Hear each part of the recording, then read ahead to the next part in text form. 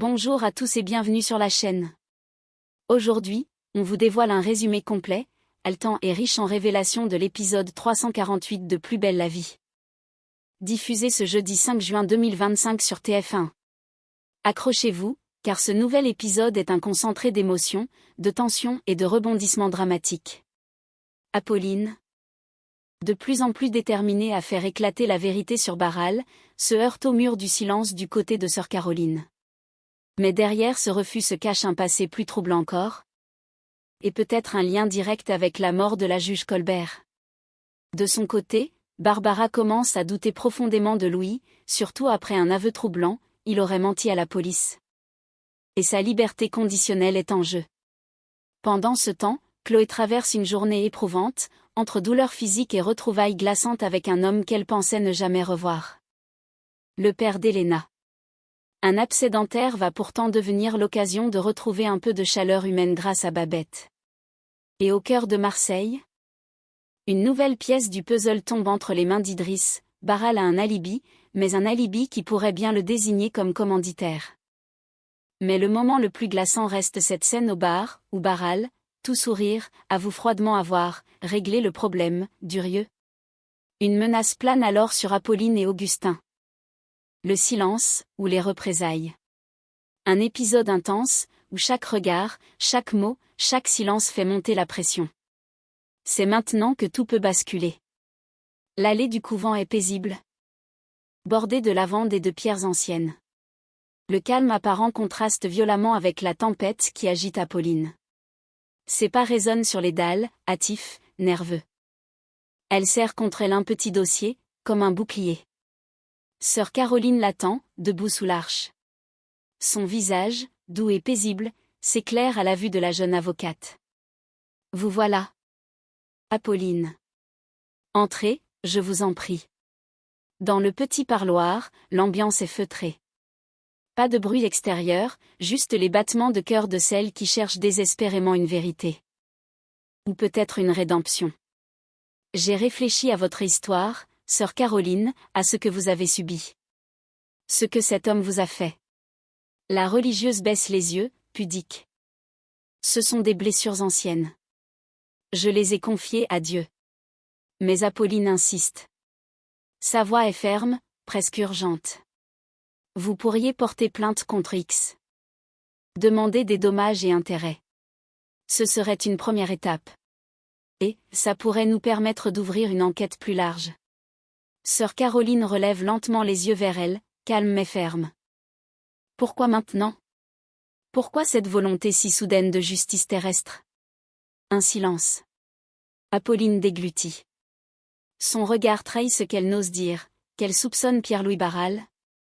Son propre parrain, d'être bien plus impliqué qu'il ne le laisse paraître dans l'affaire Colbert. Mais elle n'a pas de preuves. Juste un faisceau de doute, et une peur grandissante. Je crois que votre témoignage pourrait aider d'autres victimes. Et vous aussi. Mais la religieuse secoue la tête, résolue. Je ne veux pas faire la guerre. Pas à mon âge. Pas comme ça. Elle se lève, posant une main légère sur l'épaule d'Apolline. La paix ne se gagne pas dans les tribunaux. Apolline reste seule dans le parloir, figée. Entre colère, déception, et un doute de plus sur l'homme qu'elle a toujours considéré comme un guide. Et si la juge Colbert avait été visée, pour des secrets bien plus anciens que ce qu'elle imagine? Le matin vient à peine de s'installer à Marseille. Au cabinet médical, l'odeur de désinfectant est soudainement bousculée par celle, bien plus chaleureuse, du café frais et des bugnes tout juste sortis de la boulangerie. Barbara pousse la porte, un sourire nerveux aux lèvres, un petit sachet en main. Jennifer, assise derrière le comptoir, relève la tête, surprise. Pose douceur, glisse Barbara, tentant de dissimuler son trouble derrière une voix enjouée. Jennifer esquisse un sourire et l'accueille d'un regard bienveillant. Elle se lève, attrape 2 gobelets, et sert le café. Tu veux m'acheter ou tu viens m'annoncer une galère? Barbara soupire, s'assied, puis lâche. Louis a été convoqué par les flics. Il m'a rien dit. Enfin, il m'a dit que je devrais pas m'inquiéter, mais justement. Elle mord dans une bugne sans y penser, son regard perdu dans le vide. Et puis, il m'a dit je t'aime. Jennifer relève un sourcil, surprise. C'est une bonne nouvelle, non? Barbara secoue la tête, nerveuse. Justement. Depuis, je suis complètement paumée. Je l'aime aussi. Mais, j'ai l'impression qu'il y a quelque chose de pas net autour de lui. Je le sens. Comme un mensonge qu'il porte sans pouvoir le dire. Jennifer l'écoute attentivement. Mais son visage se crispe légèrement. Elle grimace en se redressant. Toi t'es perdu, et moi j'ai un mec qui veut pas admettre qu'il souffre. Samuel a encore mal au dos? Jennifer hoche la tête. Il joue les costauds. Mais il dort mal, il mange plus. Il a besoin d'un psy, pas juste de décontractant. Un silence s'installe entre elles. À la fois lourd et complice. Deux femmes, deux cœurs égarés, chacune inquiète pour l'homme qu'elle aime, chacune lucide sur ce qu'il faudrait faire, mais incapable de forcer ce qui ne peut être dit. Et si on échangeait, souffle Barbara avec un demi-sourire. Tu gères mon mec, je gère le tien? Jennifer rit doucement, puis lève son gobelet. À nous. Les filles paumées qui s'accrochent quand même. Elles trinquent, au bord de leurs doutes. Mais ensemble. Dans le salon du pavillon des fleurs, Luna scrute son écran d'ordinateur portable. Le regard tendu, une tasse de thé refroidie entre les mains. Depuis des heures, elle parcourt les petites annonces, déterminée à trouver une solution de logement pour Chloé. À ses côtés. Cette dernière garde le silence, le visage fermé, le regard perdu dans le vide. Soudain, on frappe à la porte. J'entre. La voix de Babette résonne, douce et un peu hésitante. Elle tient un petit sac en toile et un sourire sincère. Chloé la regarde, surprise, mais ne dit rien. Je voulais te présenter mes excuses, pour l'autre jour. J'ai pas été très fine. Luna s'efface, laissant Babette s'approcher. Chloé esquisse un petit signe de tête, sans trop de mots. Mais Babette, infirmière dans l'âme, remarque immédiatement quelque chose. T'as la joue gonflée, là. Rouge, même. Elle se penche un peu plus, l'inquiétude gagnant son visage.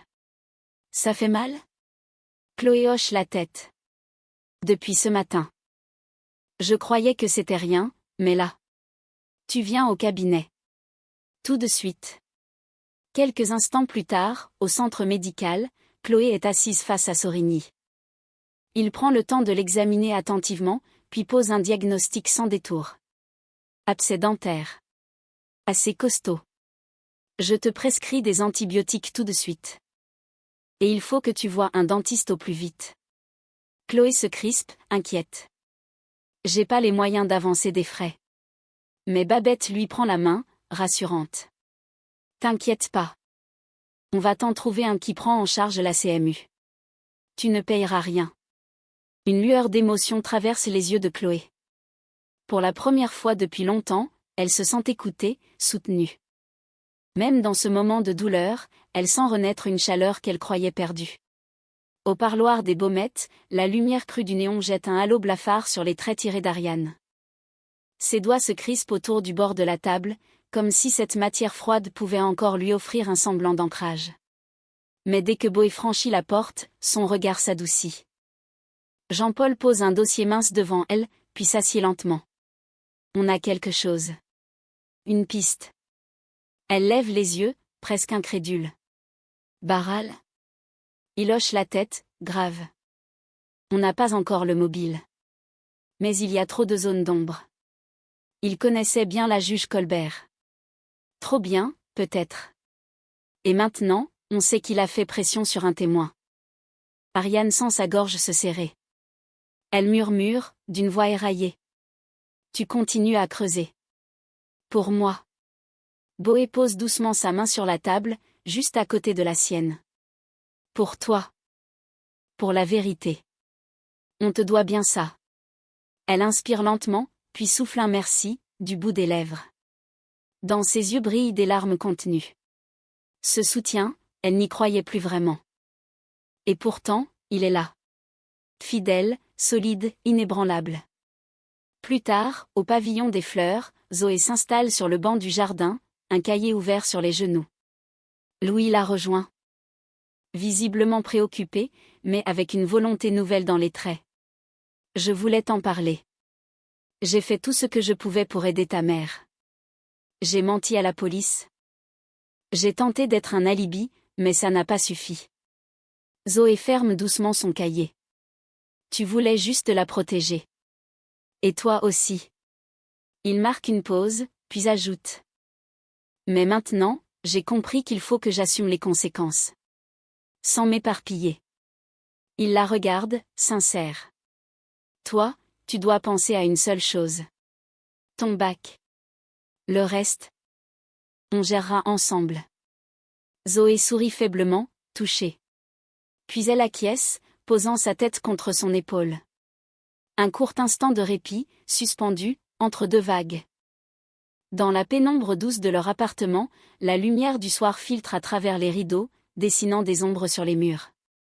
Barbara est assise sur le canapé, une tasse entre les mains. Louis fait les 100 pas, nerveux, le regard fuyant. On sent qu'il cherche ses mots depuis longtemps. Finalement, il s'arrête, face à elle. Sa voix est à peine un souffle. J'ai menti. Aux flics. J'ai fait un faux témoignage, pour aider quelqu'un. Barbara lève les yeux, figée. Quoi? Il s'assoit à côté d'elle, le dos voûté sous le poids de la culpabilité. Ils ont compris. Ils savent que j'ai couvert quelqu'un. Et maintenant, ma conditionnelle est en jeu. Je risque gros, Barbara. Très gros. Le silence s'installe. Un silence lourd, tendu. Louis lève les yeux vers elle, ses pupilles brillantes d'un mélange de peur et de résignation. Écoute, je comprendrais si tu décidais de t'éloigner. Tu n'as pas signé pour ça. Barbara le fixe longuement, puis pose doucement sa tasse sur la table. Son regard se radoucit, et un sourire tendre, lumineux, vient effleurer ses lèvres. Je suis désolée. Mais tu ne vas pas te débarrasser de moi comme ça. Elle se penche vers lui, pose sa main sur la sienne. On affrontera ça ensemble. Comme on a toujours fait. Louis ferme les yeux un instant.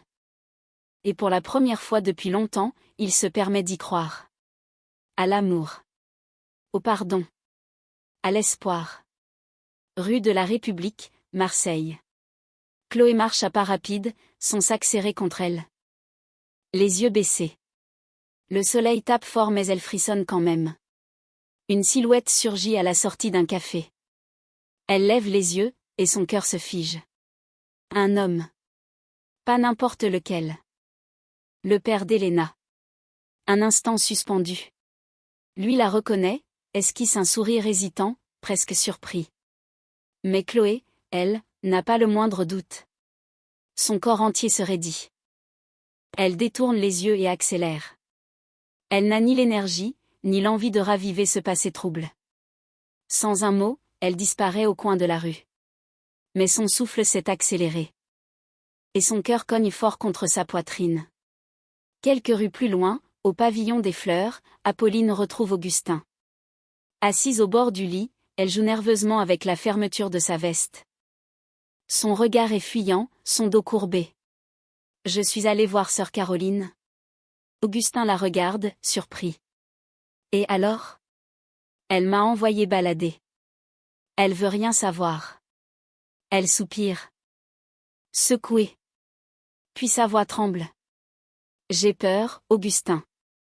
Tout le temps. Je sursaute au moindre bruit. J'ose même plus passer devant une voiture de flic. Elle pose une main sur sa poitrine, comme pour calmer les battements désordonnés de son cœur. C'est comme si je portais une cible invisible. Augustin s'approche, tente de la rassurer, mais Apolline se referme aussitôt. Elle n'a plus confiance en rien, ni en la justice, ni en les gens. Juste en sa peur. Fin d'après-midi. Le bar est presque vide.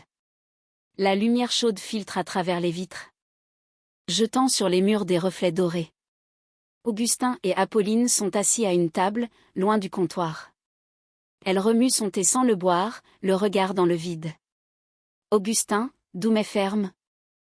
Cherche les mots justes. Apolline. Il n'y a aucune trace. Rien. Ce qui s'est passé l'autre jour, c'est comme si ça n'avait jamais existé. Elle hoche lentement la tête. Mais son visage reste figé, comme pétrifié. Elle n'y croit qu'à moitié. Et soudain, une voix familière brise ce semblant de calme. Bonjour, les jeunes. Je peux. Pierre-Louis Barral. Costume impeccable, sourire tranquille, s'installe à leur table sans attendre de réponse. Apolline se tend. Son souffle se coupe. Barral fixe Augustin, puis Apolline. Je vous ai sorti d'un sacré pétrin. Vous devriez me remercier. Apolline blêmit. Vous avez fait quoi? Barral la regarde sans détourner les yeux. Et d'une voix presque tranquille, il lâche. Durieux devenait ingérable. Il allait tout faire sauter. J'ai réglé le problème. Un silence de mort. Apolline le fixe. Le sang battant dans ses tempes. Elle ouvre la bouche, la referme, puis articule, presque sans voix. C'est un cauchemar. Elle recule sa chaise lentement, le cœur au bord de l'explosion. Barral, lui, prend une gorgée de son expresso, imperturbable. Comme si de rien n'était. Le bar est silencieux, presque étouffant. Seul le bruit des tasses qu'on repose sur les soucoupes rend l'ambiance. Apolline est figée, le dos raide, les mains crispées sur son sac. Face à elle. Barral vient de prononcer des mots qui sonnent comme une sentence. Si tu tiens à ta carrière, et à ta vie, ne pose plus de questions. La phrase tombe, froide comme un couperet. Le ton glacial, ne laisse aucune place au doute. Augustin sursaute. Le regard qu'il lance à son père est empli d'un mélange de stupéfaction, de colère contenue et de peur.